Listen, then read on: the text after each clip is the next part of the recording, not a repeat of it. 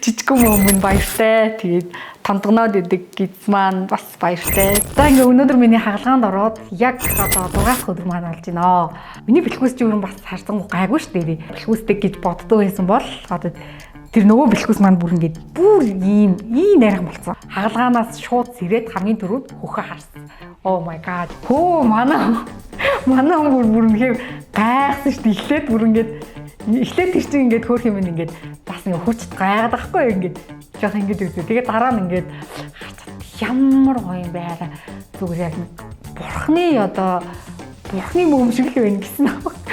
Өнөөдөр би чи 6 хоног ихтэй харалтаа би тэр ч гайгүй бүр 3 хоног эмнэлгээс гараад 4 хоног дээр нөгөө нааша болтондоо ирэхтэйсэн баггүй юу.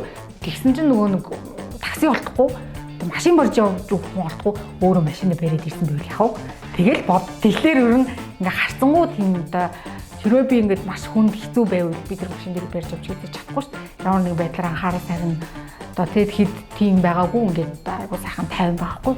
Тэгээ одоо 6 дахь өдрийн байдал дээр хэд ингээ зүгээр ингээд ажиглал гүгэрж унаал ийм байсан юм чи та намайг харж байна та намайг хардаа гэж одоо энэ хавар хэд эмчнэр төвлөгч нартайгаа ингээл хүү хаа ингээл ийм их байдалтай л гэсэн. Яг маш гоё байхгүй. Одоо ер нь ингээд өдрөөр тэр нөгөө нэг буларцсан юм шиг тэр мэдрэмжээ штэ тий тэр ингээ өдрөөр ярилт юм л. Одоо маргааш хэд би маргааш нөгөө өдөр хэд хийл баг юм баг зөөр болчих юм шүү би үнд хийж